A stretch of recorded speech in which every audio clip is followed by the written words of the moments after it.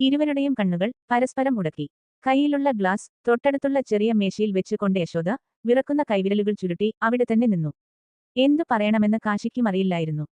ഇതുപോലെ ഒരു പെൺകുട്ടിക്ക് മുൻപിൽ നിന്ന് വിയർക്കുന്നത് ഒരിക്കൽ അവളെ പ്രൊപ്പോസ് ചെയ്യുമ്പോഴാണ്. 3 വർഷങ്ങൾക്കു മുൻപ് കൊച്ചിയിൽ എഞ്ചിനീയറിംഗിന് പഠിക്കുമ്പോൾ ജൂനിയറായി വന്നതായിരുന്നു ജെനി.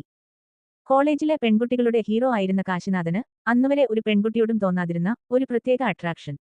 അതായിരുന്നു തുടക്കം. പിന്നീട് പരിചയപ്പെട്ടതും പ്രണയത്തിലായതും എല്ലാം പെട്ടെന്നായിരുന്നു. പിന്നീടങ്ങോട്ട് അവരുടെ പ്രണയത്തിന് കോളേജ് മുഴുവൻ സാക്ഷിയായിരുന്നു. ഇടയ്ക്കെപ്പോഴോ അനശ്വരമായ ആ പ്രണയം അതിരുവിട്ടും പോയിരുന്നു. ക്യാമ്പസ് പ്ലേസ്മെന്റിൽ ജോലിയും ഉറപ്പാക്കി കോളേജിൽ നിന്നും കാശിനാഥൻ പടിയിറങ്ങുമ്പോൾ വിവാഹത്തിന്റെ കാര്യത്തിൽ അവർ പരസ്പരം ഒരു തീരുമാനം എടുത്തിരുന്നു. ലാസ്റ്റ് ഇയറിലെ ജെനിയുടെ എക്സാം തീർന്നയുടൻ അവൾ തന്റെ വീട്ടിൽ കാര്യം പ്രസന്റ് ചെയ്യുമെന്നും ഉറപ്പു നൽകി. മാസങ്ങൾ കടന്നുപോയിരുന്നു. ലാസ്റ്റ് എക്സാം നടന്നുകൊണ്ടിരിക്കുന്നതിനാൽ പരസ്പരമുള്ള കോണ്ടാക്ട്സ് അവർ കുറച്ചിരുന്നു. എന്നാൽ പിന്നീടങ്ങോട്ട് ജെനിയെക്കുറിച്ച് ഒരു വിവരവും ഇല്ലാതായപ്പോഴാണ് മംഗലാപുരത്തെ ജോലി സ്ഥലത്തുനിന്നും കാശി നാട്ടിലേക്ക് തിരിച്ചത്.